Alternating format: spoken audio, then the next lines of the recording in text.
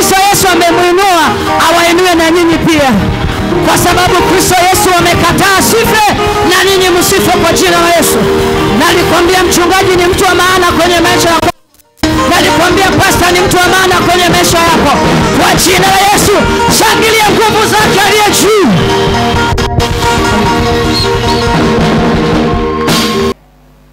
Kama na wewe unanisikiza pale nyumbani, kuna nguvu imekushikilia ilikosa kupigwa. Maana shetani ana mikono. Anaweza kashikilia kitu chako, anaweza kashikilia ndoa yako, anaweza kashikilia watoto wako, anaweza kashikilia mume. Shetani ana mikono, anaweza kashikilia mali zako. Ni siku ya kipigo ili utoke.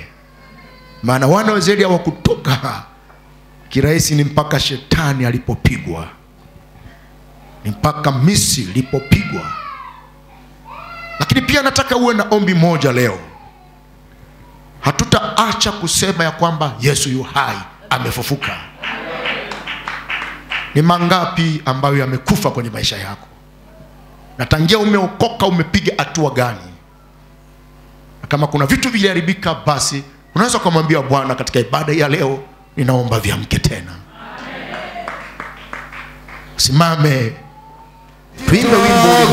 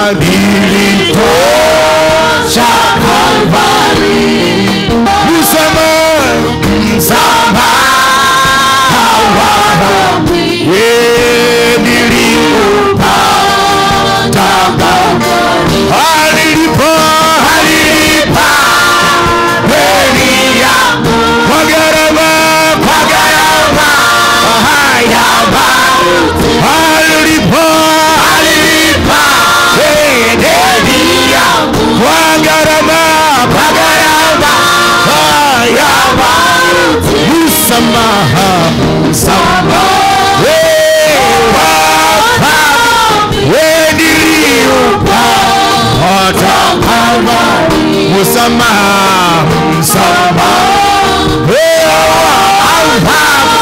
Wewe nilimupa kutoka alilipa kwa gharama alilipa kwa gharama msamaha,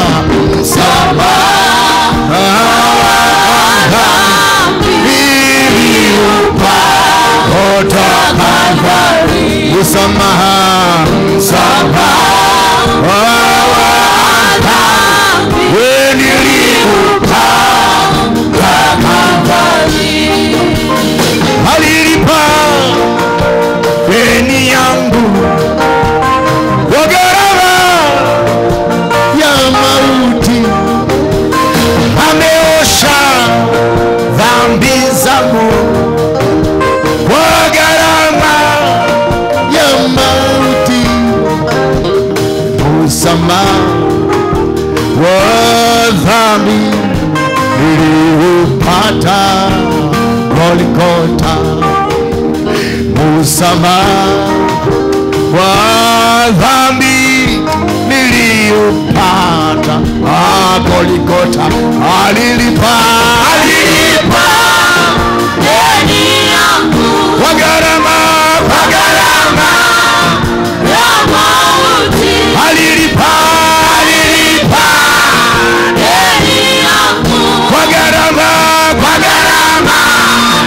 ya mauti, wewe msamaha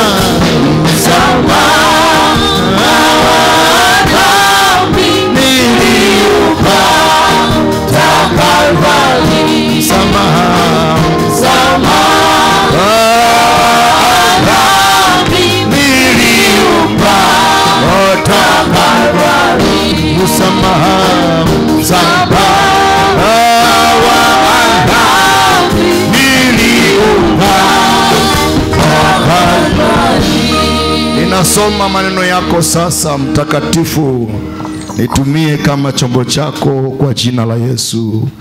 Amen. Tuketi.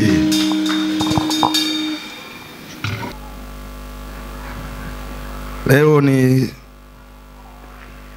sikukuu ya Pasaka,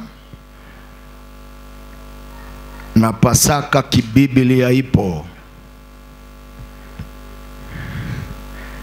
na Pasaka ni sikukuu ya Wayahudi iliyoanza kuadhimishwa kipindi wana wa Israeli wanatoka Misri. Pasaka ni sikukuu ya Wayahudi iliyoanza kuadhimishwa kipindi wana wa Israeli wanatoka Misri, wakati Mungu aliwaambia wapake damu kwa miimo ya milango ya nyumba zao, ili malaika anapopita asiwazuru wazaliwa wao wa kwanza. Hebu sema, Pasaka ni sikukuu ya Wayahudi iliyoanza kuadhimishwa kipindi cha wana wa Israeli kutoka Misri. Sema, wakati Mungu aliwaambia wapake damu kwa miimo ya milango ya nyumba zao, ili malaika apitapo asiwazuru wazaliwa wao wa kwanza. Fungua kitabu cha Kutoka sura ya 12, tutasoma mstari wa 11 na mstari ule wa 21. Kutoka 12 mstari wa 11 na mstari wa 21. Nasoma kama alivyoandikwa mstari ule wa 11. Biblia inasema hivi: tena mtamla hivi, mtakuwa mmefungwa viuno vyenu, mmevaa viatu vyenu miguuni na fimbo zenu mikononi mwenu, nanyi mtamla kwa haraka, ni Pasaka ya Bwana. Tena mtamla hivi, mtakuwa mmefungwa viuno vyenu, mmevaa viatu vyenu miguuni na fimbo zenu mikononi mwenu, nanyi mtamla kwa haraka, ni Pasaka ya Bwana. Wakati pigo la mwisho linaendelea, wakati Farao ni mgumu wa wana wa Israeli kutoka Misri, lile pigo la mwisho la kuuawa kwa wazaliwa wake wa kwanza wa nchi nzima, wana wa Israeli wakaambiwa, ili ninyi msiuawe, mtachinja, kila familia itachinja mwana kondoo, alafu mtapaka damu kwenye miumo ya milango yenu, ili yule malaika anapopita kuua wale wazaliwa wa kwanza wa Farao kama pigo la mwisho, ili awaachie wale watu, watakapoiona ile damu pale juu, basi yule malaika atapita juu. Amen. Sasa hapa katika mstari wa 11 anasema jinsi watakavyomla huyo mwana kondoo. Anasema Mungu ni Mungu wa maelekezo, alafu ni Mungu wa kanuni. Anasema tena mtamla hivi, mtakuwa mmefungwa viuno vyenu, mmevaa viatu vyenu miguuni, na fimbo zenu mikononi mwenu, nanyi mtamla kwa haraka, ni Pasaka ya Bwana. Sababu baada ya kula, manake watu wanatakiwa waondoke. Baada ya kula watu wanatakiwa wawe tayari kwa ajili ya safari. Anasema mtamla kwa staili hii. Lakini ule mstari wa 21, nataka kwanza ujue Pasaka ipo kibiblia, na ilianza tangia Agano la Kale mpaka Agano Jipya, huko tutaikuta. Ule mstari wa 21, Biblia inasema, na hapo ndipo Musa akawaita wazee wa Israeli na kuambia, nendeni mkajitwalie wana kondoo kama jamaa zenu zilivyo, mkamchinje Pasaka, mkachinje Pasaka. Mstari wa 21, hapo ndipo Musa akawaita wazee wa Israeli na kuambia, nendeni mkajitwalie wana kondoo kama jamaa zenu zilivyo, mkachinje Pasaka.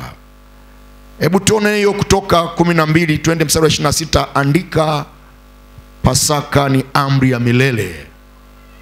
Pasaka ni amri ya milele. Kutoka hiyo 12 mstari wa 26 anaeleza pale. Mstari wa 26 anasema hivi, kisha itakuwa hapo watoto wenu watakapowauliza, ni nini maana yake utumishi huu kwenu, ndipo mtawaambia, mstari wa 21, dhabihu ya Pasaka ya Bwana, kwa kuwa alipita juu ya nyumba za wana wa Israeli huko Misri, hapo alipowapiga wa Misri, akaziokoa nyumba zetu. Hao watu wakainama vichwa na kusujudu. Basi wana wa Israeli wakaenda na kufanya mambo hayo vile vile kama Bwana alivyoamuru Musa na Haruni, ndivyo walivyofanya. Mstari wa 14, nirudi mstari ule wa 14. Mstari wa 14 unasema hivi, na siku hii itakuwa ukumbusho kwenu, nanyi mtaifanya iwe sikukuu kwa Bwana, mtaifanya iwe sikukuu katika vizazi vyenu vyote kwa amri ya milele. Tusome wote. Hebu sema, na siku hii itakuwa ukumbusho kwenu, nanyi mtaifanya iwe sikukuu kwa Bwana, nanyi mtaifanya kuwa sikukuu kwa Bwana, mtaifanya iwe sikukuu katika vizazi vyenu vyote kwa amri ya milele.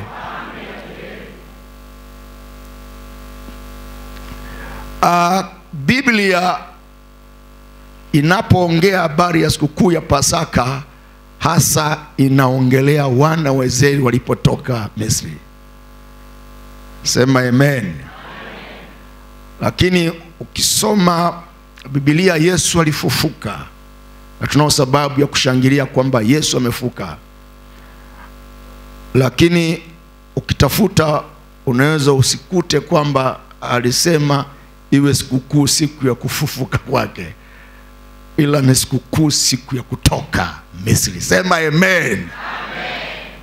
Na hii ilikuwa ni picha ya Agano Jipya ambapo tutaiona huku mbele. Lakini kuna vitu ambavyo nataka tujifunze kidogo. Twende katika Agano Jipya, Mathayo 26.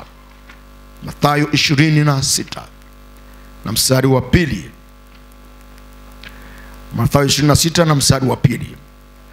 Mwambie jirani yako tu haelewe, na yule atakayekuwa anasikiza nyumbani aelewe. Mwambie sikukuu Sema sikukuu, mwambie sikukuu. Ni siku ile wana wa Israeli wanatoka Misri, wanatoka utumwani. Ilitangazwa iwe sikukuu. Sema ilitangazwa iwe sikukuu. Ila Yesu kwetu alifufuka kweli, lakini hakuna mahali iliandikwa iwe sikukuu. Ila walipotoka Misri ilikuwa sikukuu. Amen. Tusome Mathayo 26 tuione hii Pasaka inavyokuja kuingia katika Agano Jipya. Mathayo 26 mstari wa 2, tutasoma na mstari wa 17 hadi wa 19. Mathayo 26 mstari wa 2 tuione imeshakuja Agano Jipya, alafu tunakwenda mstari wa 17 hadi ule mstari wa 19. Tuanze Mathayo 26 mstari wa 2. Biblia inasema hivi: mnajua ya kuwa baada ya siku 2 itakuwa Pasaka, na mwana wa Adamu atasalitiwa asulubiwe. Yesu anasema hapa ya kwamba mnajua ya kuwa baada ya siku 2 itakuwa Pasaka, na mwana wa Adamu atasalitiwa asulubiwe. Kwa hiyo wakati Yesu yupo amekuja duniani, ameuvaa mwili, ameikuta Pasaka na alikuwa anaitambua kama Pasaka ni kitu cha msingi, na yeye ndo alikuja kuitimiliza Pasaka ya kweli. Tutaona hapo Paulo anapojeleza mbele. Twende mstari ule wa 17 hadi mstari ule wa 19. Biblia inasema hivi: hata siku ya kwanza ya mikate isiyotiwa chachu, wanafunzi wake wakamwendea Yesu wakamwambia, ni wapi utokapo? Ni wapi utakapo tukuandalie uile Pasaka? Akasema, ngoja nianze mstari wa 17 tena. Hata siku ya kwanza ya mikate isiyotiwa chachu, wanafunzi wake wakamwendea Yesu wakamwambia, ni wapi utakapo tukuandalie tuile Pasaka? Akasema, enendeni mjini kwa mtu fulani kamwambie, mwalimu asema, majira yangu ni karibu, kwako nitafanya Pasaka pamoja na wanafunzi wangu. Nisome vizuri. Akasema mstari ule wa Yesu anajibu mstari wa 18, akasema, enendeni mjini kwa mtu fulani mkamwambie, mwalimu asema, majira yangu ni karibu, kwako nitafanya Pasaka pamoja na wanafunzi wangu. Wanafunzi wakafanya kama Yesu alivyoagiza, wakaiandaa Pasaka. Kwa hiyo bado siku 2 iwe Pasaka, mwana wa Adamu asalitiwe. Pia anawaambia wanafunzi wake ya kwamba wanafunzi wake walimuuliza, wapi tukuandalie Pasaka? Anasema, nendeni kwa mtu fulani pale mjini mkamwambie, mwalimu asema, majira yangu ni karibu, kwako nitafanya Pasaka. Twende pia katika Luka ile 22 mstari wa 15. Ni vitu ambavyo unatakiwa uvifahamu. Hata siku moja unaweza ukamjibu mtu kidogo anapokueleza, je, Pasaka kibibilia ipo? Utamwambia ipo, maana saizi mafundisho ni mengi sana. Luka 22 mstari wa 15. Luka 22 mstari wa 15. Luka 22 mstari wa 15, Biblia inasema hivi: akawaambia, nimetamani sana kuila Pasaka hii pamoja nanyi kabla ya kuteswa kwangu. Hebu sema, akawaambia, nimetamani sana kuila Pasaka hii pamoja nanyi kabla ya kuteswa kwangu. Na Yesu alikuwa na tabia ya mara kwa mara kwenda Yerusalemu kuila Pasaka. Tuone Yohana 2 mstari wa 13. Alikuwa mara kwa mara anaenda Yerusalemu kwenda kuila Pasaka. Lakini pia hata wazazi wake pia walikuwa wanampeleka pia wakati bado mdogo zinapofika sikukuu za Pasaka. Hebu tuone Yohana 2 ule mstari wa 13. Nasema nini? Yohana 2 mstari wa 13, Biblia inasema hivi. Yohana 2 mstari wa 13, na Pasaka ya Wayahudi ilikuwa karibu, na Yesu akakwea mpaka Yerusalemu. Hapa ilikuwa ni kawaida yake hata kabla ya ile Pasaka ya mwisho, ambapo sasa anaenda kuitimiliza kama yeye mwenyewe hasa ndio mhusika wa Pasaka. Hata huku nyuma na Pasaka ya Wayahudi ilikuwa karibu, na Yesu alikwea mpaka Yerusalemu mara kwa mara alikuwa anakwenda kwa ajili ya kushiriki hiyo Pasaka. Sasa tumuone Paulo anasema nini kuhusu Yesu. Wakorintho wa kwanza 5 mstari, nakupa haya utangulizi alafu nikufundishe pointi chache leo ambazo zitakuwa muhimu kwako kama kumbukumbu yako njema katika tukio hili. Wakorintho wa kwanza sura ya 5 mstari wa 7, Biblia inasema hivi. Wakorintho wa kwanza sura ya 5 mstari wa 7, Biblia inasoma hivi. Nasoma kama ilivyoandikwa: basi jisafisheni, mkatoe ile chachu ya kale, mpate kuwa donge jipya, kama vile mlivyo. Hamkutiwa chachu, kwa maana Pasaka wetu amekwisha kutolewa kuwa sadaka, yaani Kristo. Tusome wote. Sema, basi jisafisheni, mkatoe ile chachu ya kale, mpate kuwa donge jipya, kama vile mlivyo. Hamkutiwa chachu, kwa maana Pasaka wetu amekwisha kutolewa kuwa sadaka, yaani Kristo. Mara ya pili twende, basi jisafisheni, mkatoe ile chachu ya kale, mpate kuwa donge jipya, kama vile mlivyo. Hamkutiwa chachu, kwa maana Pasaka wetu amekwisha kutolewa kuwa sadaka, yaani Kristo. Paulo anawaambia Wakorintho, jisafisheni, mkatoe ile chachu, mkatoe ile dhambi, mkatoe ule uovu, mkatoe yale mabaya, mkayatoe. Anasema mkayatoe. Jisafisheni, anasema mkatoe yale mabaya, mpate kuwa donge jipya, mpate kuwa donge jipya, kama vile mlivyo. Hamkutiwa chachu, kwa maana Pasaka wetu amekwisha kutolewa kuwa sadaka, yaani Kristo. Wana wa Israeli wanatupa picha gani wakati wanatoka utumwani? Wanatoka katika mateso na shida na balaa, na ule kondoo anachinjwa, anapakwa pale katika miimo ya milango, ambao sasa ni picha ya agano jipya ya kwamba atatoka Kristo. Maana pale anasema agano la kale, hii ni Pasaka kwenu, mnatoka na iwe sikukuu, ni amri ya milele ya vizazi vyenu.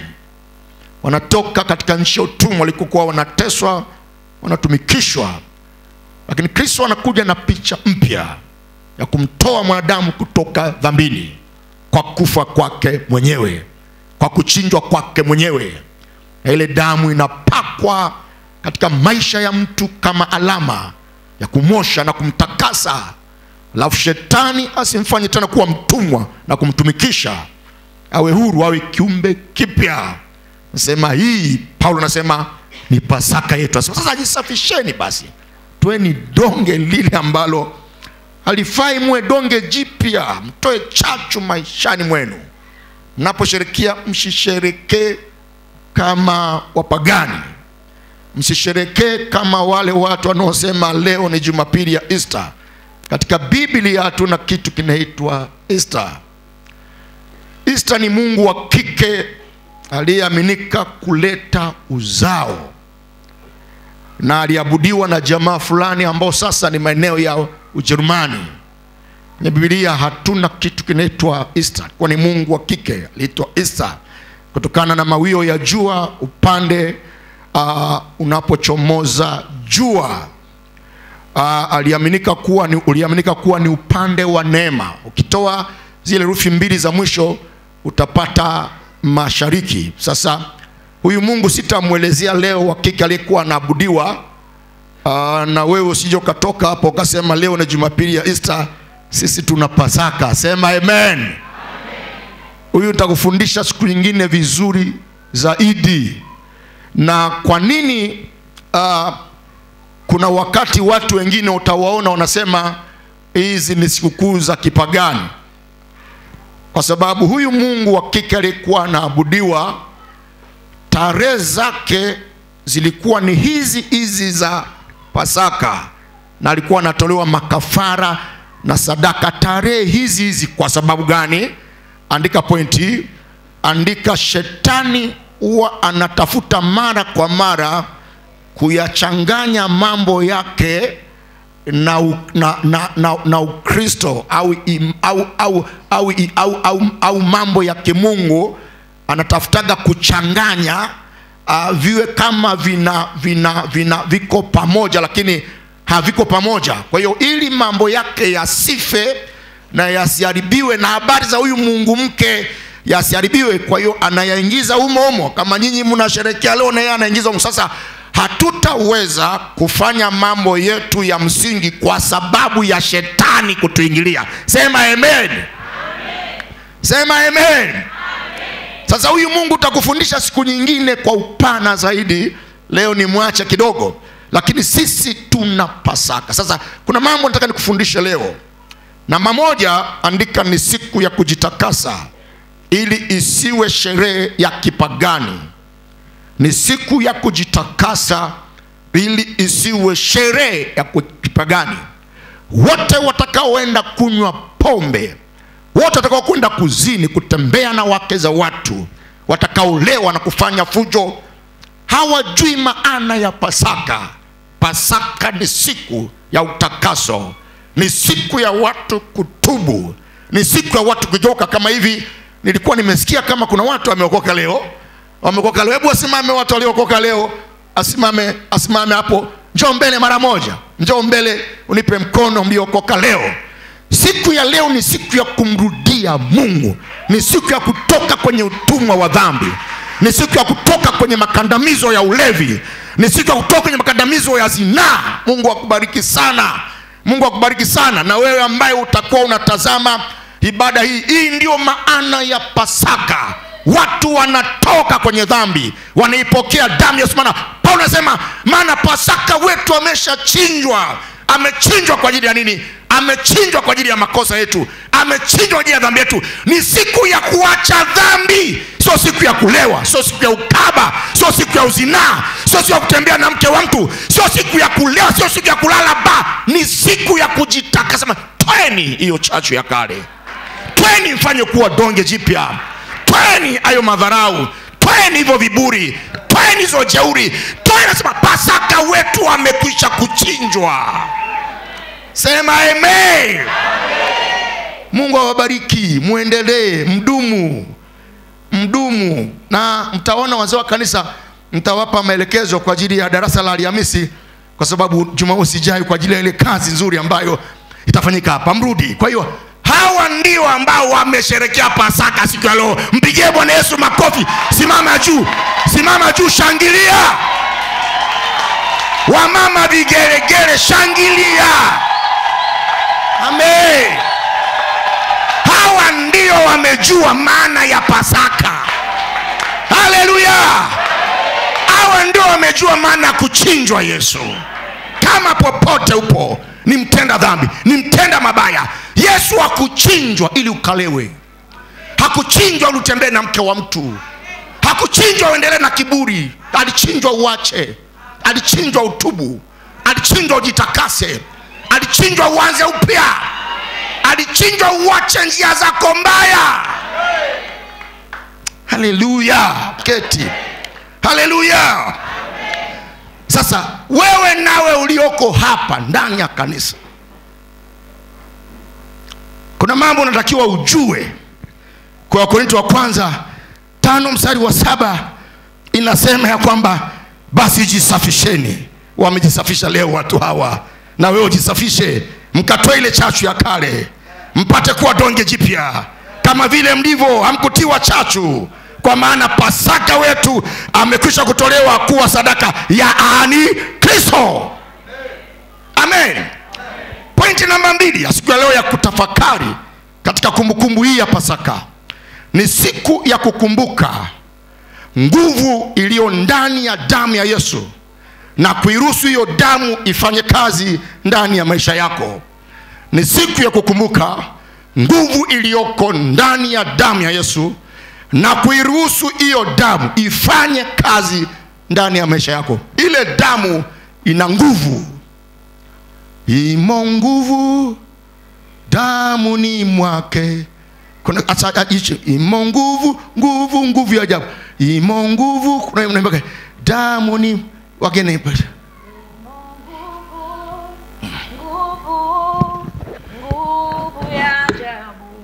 damni mwa Yesu. Sasa huo unaofahamu. Kuna wimbo, kuna tuni fulani mbaga, imo nguvu damuni mwake, sijui nini nguvu damuni mwake. Okay, imeisha hivyo, tuache hivyo. Sasa tutaimba huku mbeleni. Bwana asifiwe sana. Tutaimba imo nguvu damuni mwa Yesu. Amen. Sikiliza sasa. Hebu sema, siku hii ni siku ya kukumbuka ile nguvu ya damu. Unajua, Mungu awajalie kanisa hili nalo wachunga mwelewe mambo haya. Kuna vitafakari ambavyo huwa na vitafakari, na wewe vitafakari. Kama mtu anaenda kutoa mama yake ili apate mali, na anapata, anaua, anatoa makafara, anapata mali ya mateso, anaenda anakata viungo vya bilibino, anafanya hivi, wanafanya matambiko, wanamwaga damu.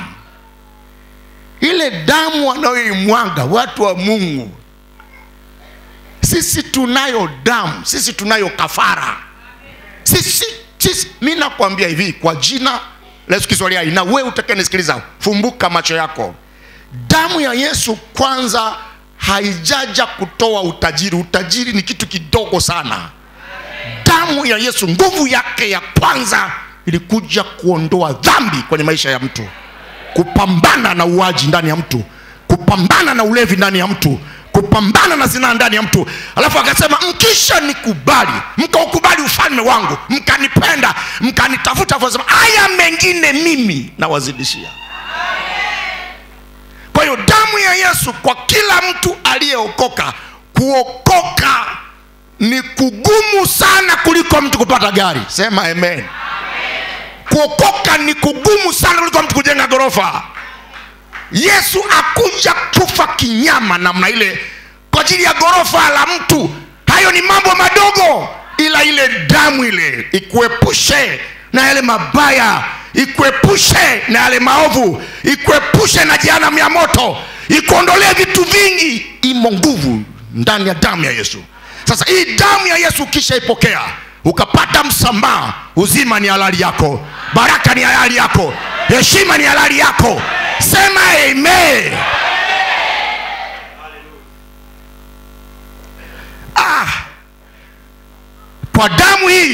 Kwa damu hii nitalindwa, kwa damu hii nitaheshimika, kwa damu hii nitaurithi uzima wa milele, kwa damu hii nitaponywa magonjwa yangu, kwa damu hii laana zitavunjwa, kwa damu hii tunao msamaha wa dhambi. Amen. Hebu sema, ni siku ya kukumbuka nguvu iliyomo ndani ya damu ya Yesu. Nyosha vidole viwili. La kwanza hapo katika hivyo vidole viwili ni siku yako ya kutafakari na kujitakasa na kuondoa chachu. Chachu ni dhambi, chachu ni uovu, chachu ni tabia mbaya. Ni siku yako ya kuondoa. Paulo anasema amekwisha chinjwa ili uondoe. Paulo anasema jitakaseni, na leo jitakase katika Pasaka hii. Usiondoke na uongo kinywani mwako, usiondoke na tamaa, usiondoke na kiburi, usiondoke na jeuri. Pasaka amekwisha chinjwa. Lakini la pili, imo nguvu ndani ya damu yake. Inaweza kuponya kansa yako, inaweza kuponya sukari yako, inaweza kuponya pressure yako, inaweza kutoa mabaya yako. Mwambie Bwana, leo nakumbuka ulivyomwaga damu kwa ajili yangu. Hiyo damu imekuja kututoa laana, kututoa katika laana la torati, kifo cha kimwili, kifo cha kiroho, magonjwa na umaskini. Hii damu inatoa, lakini hii damu inakuja kunifanya kuwa kiumbe kipya.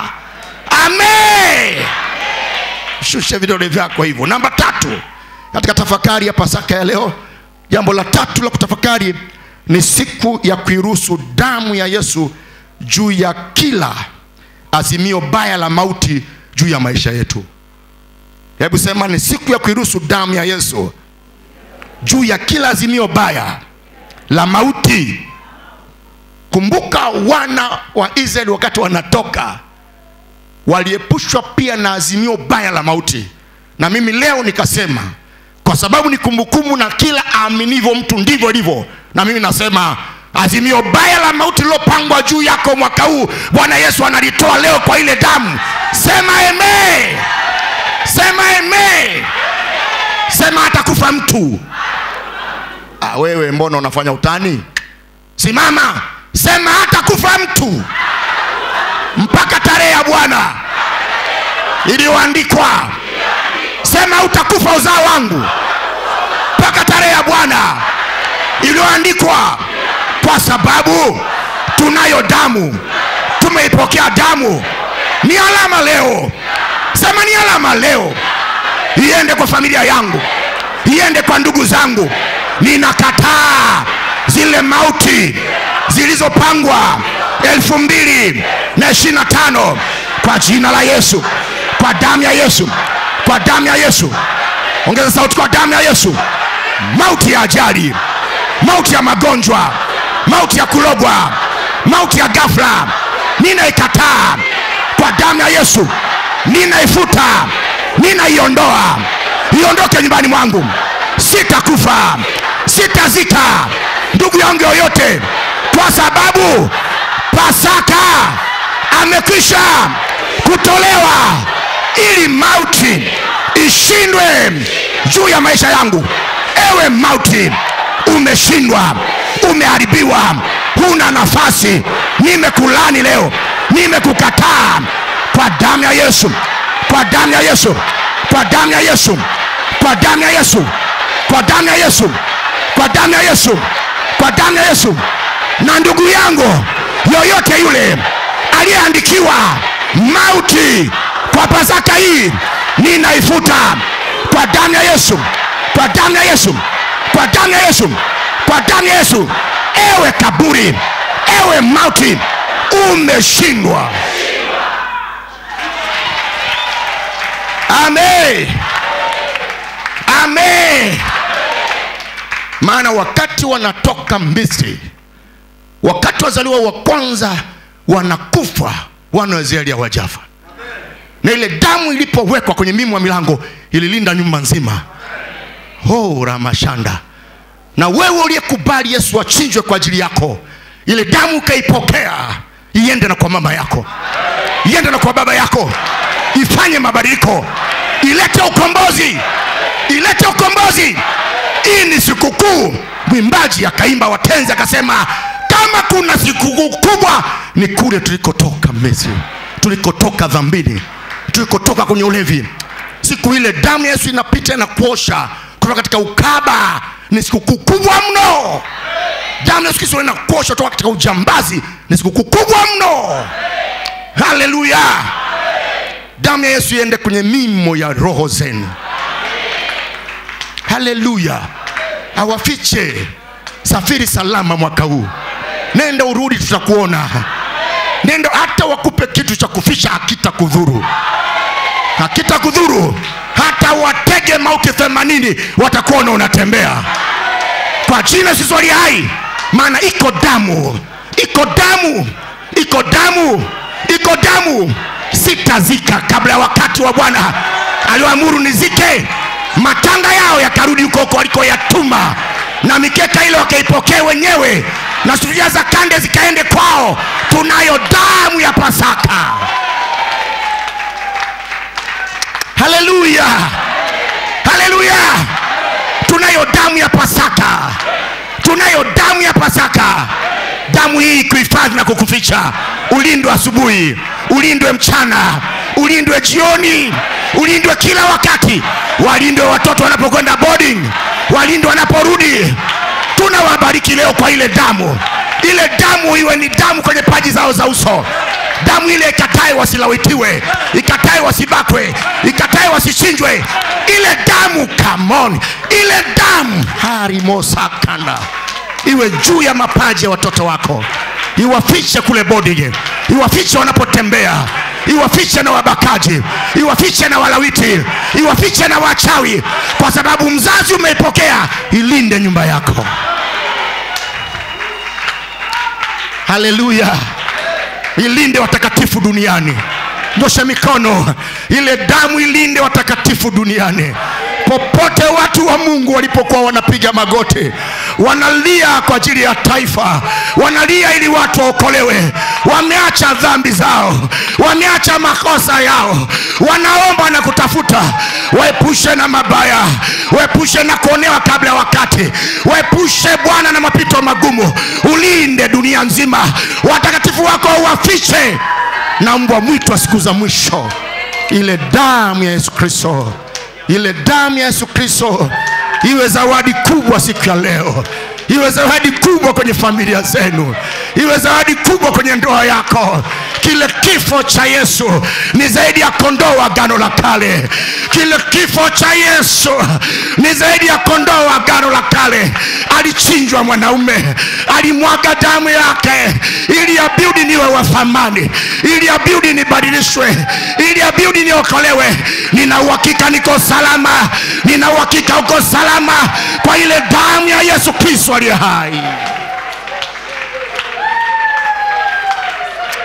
Tori Mosa Kanda. Ni nani anayesema utakufa? Amekataliwa kwa damu ya Yesu Kristo. Ni nani aliyetega mketego? Umekatwa kwa damu ya Yesu Kristo. Ni nani aliyochimba shimo? Limefukiwa kwa jina la Yesu Kristo. Damu ya Yesu Kristo ikuhifadhi, ikufiche, ikuheshimishe, ikutetee. Iondoe hatia zote, iondoe makunyanzi yote, iondoe chachu zote, iondoe mabaya yote, iondoe laana yote, iondoe mizigo yote. Damu ya Yesu Kristo ivunje umaskini juu yako. Iondoe ukaba, iondoe ukaba na ulevi, iondoe ukaba na ulevi kwa nyumba yenu. Damu ya Yesu iondoe ukaba na ulevi, iondoe zinaa, iondoe uongo, iondoe mafarakano, iondoe chuki. Ile damu ya Yesu, ile damu ya Yesu ilete utakaso, maana Pasaka amekwisha kuchinjwa. Lo zaba kanda site. Akawaambia watoto wenu watakapowauliza nini maana ya mambo haya, mtawaambia Mungu alitutoa utumwani. Ro sikeri bakanda shanda dorikori bakanda. Mtoto wako akikuuliza nini siri yako baba, utamwambia damu ya Yesu imeniokoa. Shauri bakana mana. Uliyeponywa kansa, ukiulizwa nini utaambia damu ya Yesu imeniokoa. Rosa kanda. Mliokuwa makaba mnaimba kwaya, mkiulizwa mtasema damu ya Yesu imetuokoa. Shauri bakanda. Waliokuwa wauni wamekuwa wahubiri, wakiulizwa watasema damu ya Yesu imeniokoa. Hii ni siku kuu. Hey sarabaka do shara makanda tokikide bashaka dora masakara maka tamlo shikere bekanda tikora bakata. Lakini siku ya leo ni siku ya kutoka na vitu. Ukae uandike kumbukumbu ya siku hii. Wakati wana wa Israeli wanatoka utumwani, walitoka na vitu. Ni siku ya kutoka na vitu. Unisomee mtu mmoja Kutoka sura 12 mstari wa 33 hadi 36. Ni siku ya kutoka na vitu. Na alimwambia Bwana, katika nchi ya Tanzania niliyopewa, iliyojaa maziwa na asali, ina mbuga za wanyama, ina maziwa, imezungukwa na bahari, resekene, meli zinakuja zinatua mizigo, nchi inapata pesa. Wanaopokea mizigo Kongo watachukua kutokana na bandari yetu. Wanaopokea mzigo Rwanda watapokea kutokana na bandari yetu. Tumebarikiwa, tuna wanyama, tuna Tanzanite, tuna dhahabu. Mimi binafsi nimekataa kutoka mtumwa kwenye nchi hii. Mungu hana faida. Kama aliweka vitu hivi shetani avitawale. Aliweka vitu hivi ili wenye akili viwanufaishe. Amen.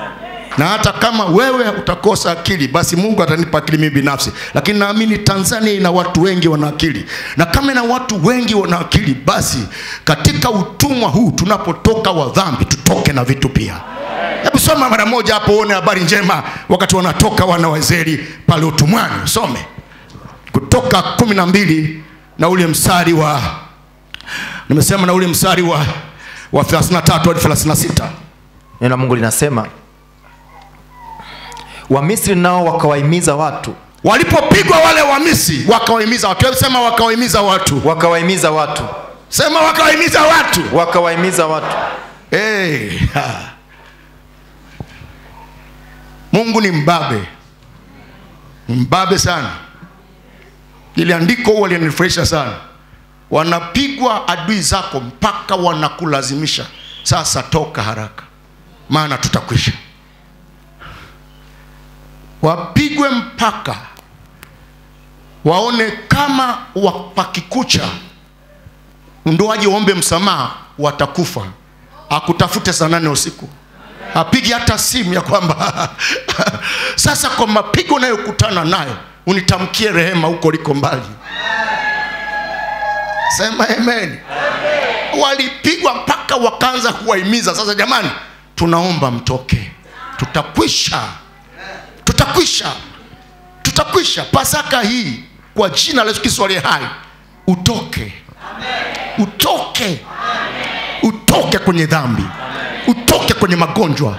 Utoke kwenye laana. Shetani apigwe. Kuna mtu mmoja akasema, siku moja nilipenda sana, akasema kuna wakati kuna mtu anaweza kumtumikia Mungu mpaka shetani akatamani afe aende mbinguni. Yani so afe aende kwamba kwa uharibifu unaotokea basi afe tu aende kwa baba yake kuliko uharibifu ukaendelea. Yani anatamani ufe uende mbinguni halafu endelee kupiga wengine. Sema amen. Sema amen. Sema shetani atanyosha mikono kuomba msamaha. Sema mimi sitamkimbia, ila yeye atanikimbia kwa damu ya Yesu Kristo aliye hai. Wakawahimiza watu kutoka. Utoke. Umekaa muda mrefu unawasumbua kwenye hiyo miungu yenu, wakuache sasa. Waache na ndugu zako. Bwana waongezee dosi ili utoke. Endelea kusoma. Kutoka sura ya 12 mstari wa 33 mpaka 36, neno la Mungu linasema, Wamisri nao wakawahimiza watu kuwatoa katika nchi kwa haraka, maana walisema tumekwisha kufa sote. Walisema tumekwisha kufa sote. Watu wakauchukua unga wa mikate yao kabla haijatiwa chachu. Na vyombo vyao vya kukandia wakavitia ndani ya nguo zao mabegani. Wanatia ndani mabegani. Wana wa Israeli wakafanya kama neno lile la Musa. Wakataka kwa Misri vyombo vya fedha. Wakataka kwa Wamisri. Sema wakataka kwa adui zao. Wakataka kwa adui zao. Sema vyombo vya fedha. Vyombo vya fedha. Endelea kusoma. Na vyombo vya dhahabu. Sema na vyombo vya dhahabu. Na vyombo vya dhahabu. Endelea kusoma. Na mavazi. Sema na mavazi. Bwana akawajalia kupendelewa na Wamisri. Bwana akawajalia kupendelewa. Hebu sema kupendelewa. Kupendelewa. Kupendelewa maana walipokuwa wanaomba, jamaa walikuwa wanabeba bila kujielewa. Yaani wanawapa, wasema makula dhahabu ile wanabeba, chukua na jili hapa jingine limebaki chukua. Akawapa kupendelewa. Mungu akupe kupendelewa kwa jina la Yesu. Amen. Haleluya. Sema akawapa kupendelewa. Akawapa kupendelewa. Unakaaje utumwani miaka yote na unatoka una kitu? Hapana. Mungu akutoe na kitu. Hata wale watu watakapokuona waseme Mungu wake amemtoa na kitu. Amen. Haleluya. Amen. Haleluya. Amen. Utateseka siku zote. Hutakufa katika hali hiyo. Bwana kutoe na kitu. Amen. Katika Pasaka hii sema kama wana wa Israeli. Uketi walivyoondoka na vitu, na sisi nasi katika Pasaka hii kumbukumbu yetu tutatoka na kitu kwa jina la Yesu. Unajua kila mtu anavyoamini. Kila mtu anavyoamini.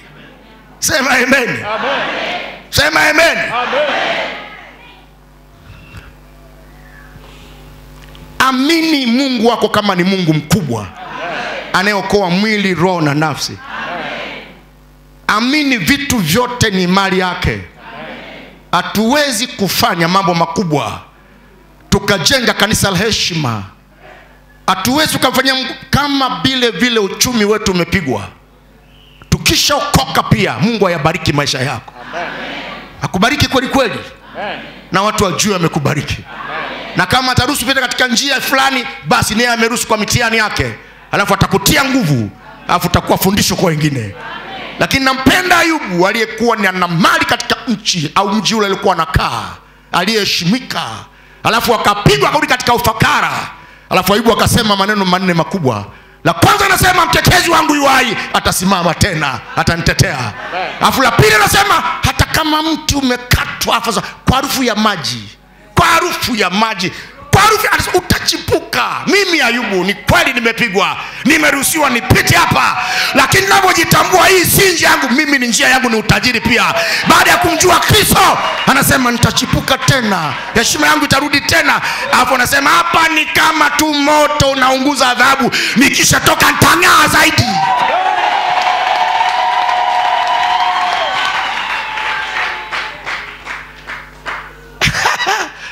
Haleluya. Haleluya. Ukisoma kitabu kile cha Kumbukumbu la Torati, akiwa katika mahesabu yangu, ngoja nikusomee Kumbukumbu la Torati 11. Sasa hapo sijajua wewe utakuwa kwenye kundi gani. Kuna siri leo pia utajifunza Kumbukumbu la Torati 11. No, so Kumbukumbu la Torati 11, kitabu cha Waebrania. Kitabu cha Waebrania. Kitabu cha Waebrania 11.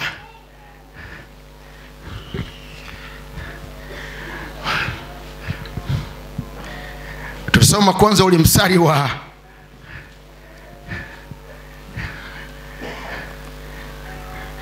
kwanza ule mstari wa ngapi ulisomea Mr. President? Kwanza ule mstari wa 32. Hapa kuna makundi mawili. Wewe sasa unayenisikiliza hapo nyumbani utakayeangalia, hii point haikuwepo katika somo langu, lakini siku nyingine nitakufundisha pia zaidi. Lakini kuna makundi mawili hapo. Na unaweza ukajiingiza kwenye kundi moja wakati Mungu hajakupangia. Unaweza kujiingiza kwenye kundi moja wakati Mungu hajakupangia. Lakini tusome makundi mawili hapo, utaona makubwa. Anza kusoma kundi la kwanza, soma hapa.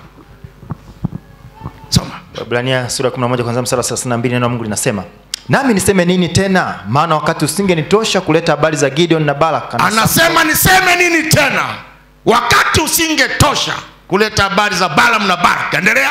Na Baraka na Samson na Yefta. Na Samson na Yefta. Na Daudi na Samueli. Na Daudi na Samueli. Anasema hawa sijawasema. Na Daudi na Samueli. Endelea. Na za manabii. Na za manabii. Ambao kwa imani walishinda milki za wafalme. Anasema kwa imani. Sema kwa imani. Kwa imani. Hili ni kundi la kwanza ambalo Mungu anayeweka yote mawili. Kwa imani anasema walishinda milki za wafalme. Sema walishinda. Walishinda. Sema hawakushindwa. Hawakushindwa. Endelea kusoma. Walishinda milki za wafalme. Walitenda haki. Walitenda haki. Walipata ahadi. Walipata ahadi. Sema walipata ahadi. Walipata ahadi. Sema walipata ahadi. Walipata ahadi. Kuna kundi ambalo Mungu akisha sema utabarikiwa, utabarikiwa tu na utaipata. Amen. Walipata ahadi. Endelea. Walifunga vinywa vya simba. Anasema hili ni kundi, hilo kundi la kwanza ni hatari. Anasema lenyewe walikuwa kuliwa na simba, lilifunga kinywa. Endelea. Walifunga nguvu za moto. Alafu anasema walifunga nguvu za moto. Waliokoka na makali ya upanga. Anasema waliokoka. Waliokoka na makali ya upanga. Na makali ya upanga. Si kila mtu atakufa kwa upanga. Si kila mtu ataliwa na simba. Amen. Kuna wengine watazima makali ya upanga, wataingia kwenye moto, wataonekana wako wanne. Ni makundi mengine yale ambayo Mungu anaweka ajili ya kuinua utukufu wake na kuonyesha nguvu zake. Usinitabirie tu lazima na wewe ufe uchinjwe. No, unaweza kawa umetabiriwa kuchinjwa, mimi nikatabiriwa kutokuchinjwa. Na mimi namuomba Mungu mimi nisichinjwe, ile kwa kupitia mimi wengi wajichinje wenyewe. Piga makelele, sema amen. So lazima kila mtu achinjwe, my friend. Amen. So lazima kila mtu afungwe, my friend. Anasema wengine, my friend, walizima vinywa vya simba. Waliokoka na makali ya upanga. Walizima makali ya simba. Endelea kusoma. Walitiwa nguvu baada ya kuwa dhaifu. Anasema walitiwa nguvu baada ya kuwa dhaifu. Endelea. Walikuwa hodari katika vita. Afu anasema walikuwa hodari katika vita. Anasema walikuwa hodari. Walikuwa hodari. Sema walikuwa hodari. Walikuwa hodari. Bwana wa majeshi na kuinulia mikono, nami uniweke kwenye kundi hilo ambalo watu watajua wewe ni Baba. Amen. Wewe umeumba mbingu na nchi. Amen. Wafalme wanyamaze kimya. wenye viburi wa kutii. Amen. Mataifa waanguke mbele zako. Amen. Majeuri waokoke. Amen. Yesu ni jiwe likwazalo. Amen. Na kila atakayejigonga vibaya ataanguka. Amen. Yeye ni mwamba simba wa kabila la Yuda. Amen. Na watukufu shujaa wa mashujaa. Amen. Yesu akukamatwa. Yesu alikubali kukamatwa. Na ndio maana alipomwendea mara ya kwanza akasema ni mimi, akasema ni mimi, ni wewe Yesu, ni mimi. Walianguka. Alikubali, sasa nichukueni. Mwanaume usimwone tu Mungu kama ni Mungu dhaifu tu. Sema kuna kundi ambalo walikuwa mahodari. Amen. Walizima makali ya moto. Waliepuka na upanga. Endelea kusoma. Walikimbiza majeshi ya wageni. Anasema walikimbisha majeshi ya wageni. Endelea. Wanawake walipokea wafu wao. Anasema wanawake wakapokea wafu wao. Endelea. Lakini wengine waliumizwa vibaya hata kuuawa. Hapo sasa ndo anaanza kundi la pili. Anasema wengine waliumizwa vibaya. Hebu sema wengine. Unajua Biblia ni nzuri sana. Biblia ni nzuri sana. Anasema hapo wengine waliumizwa vibaya. Sasa unaweza wewe ukawa umeingizwa kwenye kundi la kuumizwa. Usimtabirie na mwenzako aumizwe. Wewe maliza kwanza huo msafara wako. Muache mwenzako azime makanya ya simba. Haleluya. Amen. Unaweza ukaa huko kwenye kundi la kufa kufukara. Maana huko kuna watu walikufa mafukara. Lakini kuna watu walikufa wameacha mali za kutisha. Uenda mwenzako katika kundi hilo, muache. Usimhukumu. Ni Mungu yule. Anaonyesha nguvu zake. Amen. Najisikia raha. Amen. Najisikia raha. Amen. Nasikia raha. Yako makundi mawili hapo. Anaelezea Yesu. Sema wengine wakushikika. Walikimbiza maadui. Walikuwa ni hatari. Afasema wengine waliumizwa vibaya. Endelea kusoma. Anasema lakini wengine waliumizwa vibaya hata kuuawa. Wasikubali ukombozi. Wasikubali kurudi nyuma. Endelea. Ili wapate ufufuo ulio bora. Wengine walijaribiwa kwa dhiaka na mapigo. Naam, na kwa mafungo na kwa kutiwa gerezani. Ndio kundi jingine. Endelea. Walipigwa kwa mawe. Walikatwa kwa misumeno. Walijaribiwa. Waliuawa kwa upanga. Walizunguka wakivaa ngozi za kondoo na ngozi za mbuzi. Hawana nguo na ngozi za mbuzi. Walikuwa wahitaji. Wakiteswa na kutendwa mabaya. Watu ambao ulimwengu haukustahili kuwa nao. Walikuwa wakizunguka katika nyika. Na katika milima. Na katika mapango na katika mashimo ya nchi. Na watu hao wote. Wakiisha kushuhudiwa kwa sababu ya imani yao. Hawakuipokea ahadi. Kwa kuwa Mungu alikuwa ametangulia kutuwekea sisi kitu kilicho bora ili wao wasikamilishwe pasipo sisi. Inatosha my friend. Umejifunza kitu hapo? Amen. Umepata pointi kubwa hapo? Amen. Hilo ni somo jingine ambalo sikuwa nalifundisha leo. Tumesikia kukwambia tu. Kuna makundi mawili. Usipojua unaweza ukatoka kwenye kundi lako la heshima ukaanza kukiri dhiki. Lakini kumbe wewe umeandaliwa kuonyesha dunia kwamba Mungu fedha ni zake. Kumbe wewe umeandaliwa kuonyesha dunia kwamba Mungu anachapaga wenye viburi. Mimi nalipenda Elia. Lile kundi la Elia lile. Si ndio na mimi naombaga miaka yote. Ambao watu wanakuja nasema mtu wa Mungu, unaitwa. Anasema kama mimi ni mtu wa Mungu, moto ushuke mfe kwanza ili nijue mimi ni mtu wa Mungu. Na moto unashuka pale unaua watu. Hivi huyu Mungu ndio namtaka mimi nimalizane nao watu wa siku hizi za mwisho. Sasa hilo ni kundi ambalo mimi nalitafuta. Sema amen.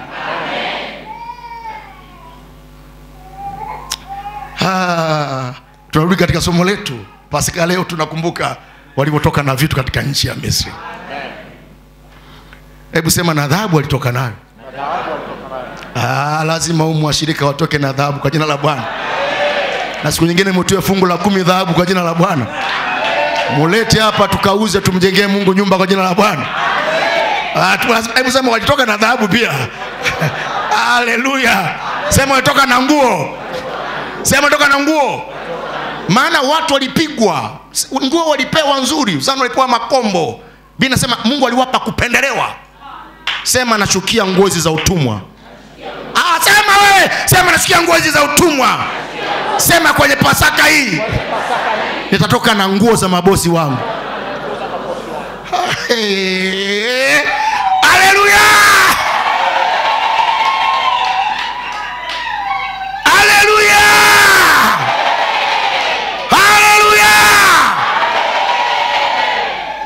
tunasherehekea Pasaka, tunakumbuka walivyotoka Misri. La mwisho kwa siku ya leo kutafakari na kumbuka, ni siku ya adui kupigwa mapigo. Siku hii ni siku ya adui kupigwa mapigo. Siku ya adui kupigwa mapigo. Nakumbuka vilifanyika vinini kwenye sikukuu ya Pasaka Agano la Kale, na wewe ndivyo unavyoweza kuomba. Siku ya adui kupigwa mapigo. Kuna nguvu za giza nyingi ambazo zilikufunga na kukuonea na kukutesa, lakini Bwana leo afanye kitu kwenye maisha yako. Wakati uko hapa, kuna mama yako unamfahamu mwenyewe, nyumbani kwenu hali yake ikoje? Nimeona nguvu hata wakati nasema hapa kwa baada ya kupona na mauti, nasikia kabisa kuna usalama unaendelea. Maana mtu atakayeliamini neno la Mungu litamuisha. Na neno la Mungu litampa majibu. Kama na wewe unanisikiza pale nyumbani, kuna nguvu imekushikilia ilikosa kupigwa. Maana shetani ana mikono. Anaweza kashikilia kitu chako, anaweza kashikilia ndoa yako, anaweza kashikilia watoto wako, anaweza kashikilia mume. Shetani ana mikono, anaweza kashikilia mali zako. Ni siku ya kipigo ili utoke. Maana wana wa Israeli hawakutoka kirahisi, ni mpaka shetani alipopigwa, ni mpaka Misri ilipopigwa. Lakini pia nataka uwe na ombi moja leo. Hatutaacha kusema ya kwamba Yesu yu hai, amefufuka. Ni mangapi ambayo yamekufa kwenye maisha yako? Na tangia umeokoka umepiga hatua gani? Na kama kuna vitu viliharibika, basi unaweza kumwambia Bwana katika ibada ya leo, ninaomba viamke tena. Simame tuimbe wimbo ule, ni sikukuu ya kuoshwa dhambi. Na wakati huo, kama kutakuwa kuna mtu katika Pasaka hii ameingia humo akiwa ni mgonjwa, ameingia humo akiwa na kifungo, ameingia humo akiwa anaonewa, ameingia humo akiwa kuna kitu kilikufa ambacho anatamani kiamke tena, atakuwa anachukua hatua. Wapiga vyombo, tupige wimbo unaitwa ni sikukuu. Utaimba kwa nguvu sana wimbo huu, kwa sababu leo ni sikukuu ya kuoshwa dhambi, kutoka utumwa. Amini ya kwamba ni siku ya ajabu na italeta kitu kwenye maisha yako. Ni sikukuu siku ile. Ni sikukuu, siku ile ya kukiri Mwokozi, moyo umejaa tele, kunyamaza hauwezi. Ni sikukuu tena. Ni sikukuu, siku ile ya kumkiri Mwokozi, moyo umejaa tele, kunyamaza hauwezi. Sikukuu, sikukuu ya kuoshwa dhambi zangu, kukesha na kuomba tu. Bwana ndio ongoza mbingu. Sikukuu, sikukuu ya kuoshwa dhambi zangu, kukesha na kuomba tu. Bwana ndio ongoza mbingu. Sikukuu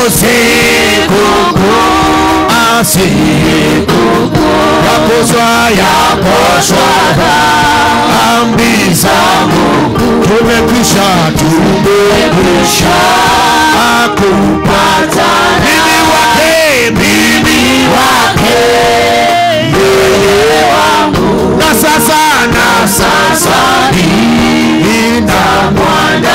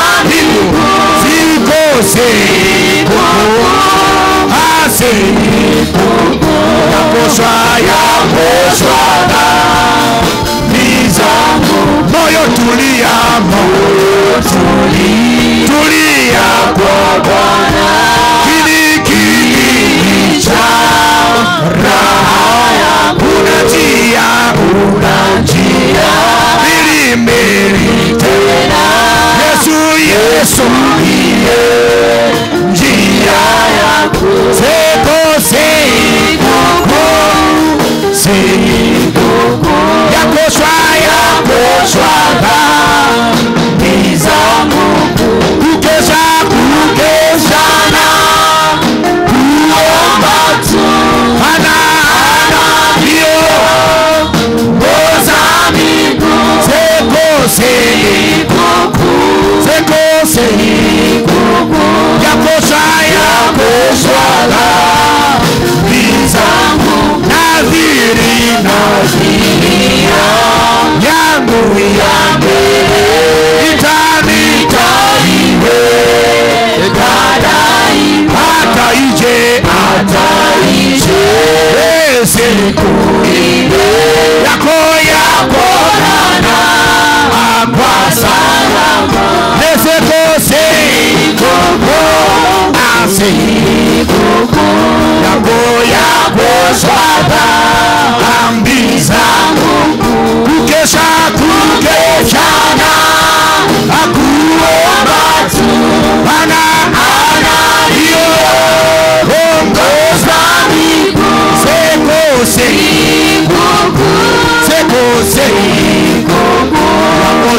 ya kuoshwa dhambi zangu, kukesha na kuomba tu, ana hiyo ongoza miguu, sikukuu ya kuoshwa dhambi zangu. Huenda kuna mtu alikuwa hajajua Pasaka ni nini. Pasaka ni sikukuu ya kutoka katika utumwa wa dhambi. Ni sikukuu ya kuoshwa dhambi, kuoshwa uzinzi, kuoshwa ukaba, kuoshwa ulevi, kuoshwa magomvi. Ni sikukuu, lakini pia ni sikukuu ya kutoka utumwani, utoke kwenye magonjwa, kwenye umaskini, utoke na vitu. Ile damu ya thamani ifanye kazi maishani mwako, ikuokoe, ikutengeneze, ikuweke huru. Ni siku ya amani, ni siku ya kutendewa mambo ya ajabu, ni siku ya watoto wetu kutoka utumwani, ni siku ya kutiwa alama ya ulinzi dhidi ya mauti ya adui, dhidi ya mauti ya shetani, dhidi ya mauti ya magonjwa, dhidi ya mauti ya ajali, dhidi ya mauti ya kulogwa. Ni siku ya kutoka. Bwana akutoe na hiyo sukari, akutoe na hiyo pressure, akutoe na hiyo kansa, akutoe na huo ulemavu na kule kupoza. Damu ya Yesu ikutendee mema, ikusafishe. Iokoe mama yako na baba yako aliyekuzaa, iokoe wa ndugu zako wa kike na wa kiume. Ile damu ya Yesu ikupe heshima, ile damu ya Yesu ikupe mavazi ya heshima, ile damu ya Yesu ikufanye kuwa mtumishi wake, iachilie vipawa, iachilie karama. Ile damu ya Yesu ifanye kuwa mtumishi wake. Ile damu ya Yesu ifunike taifa, ifunike mji wa Mbeya, ifunike familia yako. Ile damu ya Yesu ikokoe na uharibifu. Nyosha mikono juu, sema Bwana Yesu. Kwa sauti sema Bwana Yesu, kwa kupigwa kwako sisi tumepona. Asante kwa ajili ya Pasaka. Ulichinjwa mwanaume, ulichinjwa uwe kafara kwa ajili yangu. Mimi ni nani hata ufanywe vile kwa ajili yangu? Umeniheshimisha, umenipenda mno, nimejisikia vizuri. Umemwaga damu, uhai wako, ili uingie ndani mwangu, nifanyike sehemu ya uzao wako, uzao wa kifalme, uzao wa kikuhani. Asante Bwana. Leo nakumbuka ulivyokufa kwa ajili yangu, ulivyochinjwa. Ninakumbuka Yesu, siku ile uliponiokoa nilikuwa sifai, nilikuwa sinanuka, nilikuwa sifai mimi, nilikuwa nanuka. Siku ile ukanisamehe, ukaniweka huru, tena ukasema dhambi zangu uzikumbuki. Ni siku ya ajabu. Jina langu linafutwa kwenye kitabu cha hukumu. Ile ni siku ya ajabu. Jina langu linaandikwa kwenye kitabu cha uzima. Ile ni siku ya ajabu. Asante. Nitatuza ungamo hili. Nitatuza ungamo hili. Nitatuza ungamo hili nililolipata kwa thamani. Asante. Asante. Asante. Asante. Asante. Asante. Umeniokoa. Asante. Umeniepusha na jehanamu ya moto. Asante. Umeandika jina langu mbinguni. Asante. Kwa hiyo retazama, ukiwa uko nyumbani mwako, uenda ulizani ni Pasaka ni siku ya kulewa. Uenda ulizani Pasaka ni siku ya kutembea na mke wa mtu. Uenda ulizani Pasaka ni siku ya kufanya ngono. Hapana, umekosea. Umemuumiza Yesu. Umemuumiza Yesu. Umedharau kifo chake. Hapo ulipo unasema, mchungaji, ninageuka Pasaka hii. Ninatubu. Ninaacha njia zangu mbaya. Nilikuwa nadhani ya kwamba ni siku ya midhaa, kumbe ni siku ya maana. Ufuate maombi haya wewe uliokuwa hapo nyumbani, unayenitazama kupitia mitandao ya kijamii. Useme, Bwana Yesu, naomba unisamehe. Mimi ni mwenye dhambi. Sistahili kuitwa mwana wako. Ninarudi kwako. Nimejichafua. Nimejichafua. Nilidharau damu yako. Nilizani Pasaka ni siku ya kiuni, lakini kumbe Pasaka ulikufa Yesu. Niache dhambi zangu. Ninatubu leo. Ninaomba unisamehe dhambi zangu zote nilizozitenda kwa kuwaza, kwa kunena na kwa matendo. Futa jina langu kwenye kitabu cha hukumu, liandike kwenye kitabu cha uzima kwa jina la Yesu.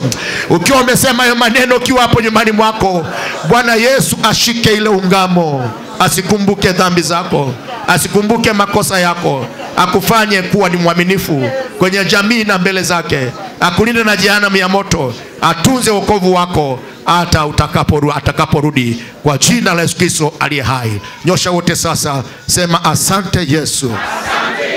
Na kibariki chakula takachokula leo, nikikushukuru Mungu umenifia. Nipe kuwa kimya hata napokula, nile nikisema asante, nimeokolewa. Tena nikiwa na uwezo nimkumbuke na maskini, na yakale pamoja nami. Chakula kiwe afya na amani. Niondolee Bwana moyo mbaya, nipe moyo mzuri. Asante Bwana Yesu.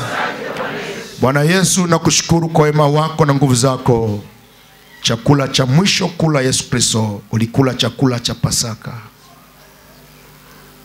Ulikula chakula cha Pasaka ukakamatwa. Watoto wako Bwana hawa wamechukua ungamo hili kwa uaminifu, na tafakari hii wataenda nayo wakisema, kumbe Bwana Yesu alinitendea vizuri. Kwa damu ya Yesu Kristo nimeomba na kuwabariki. Amen.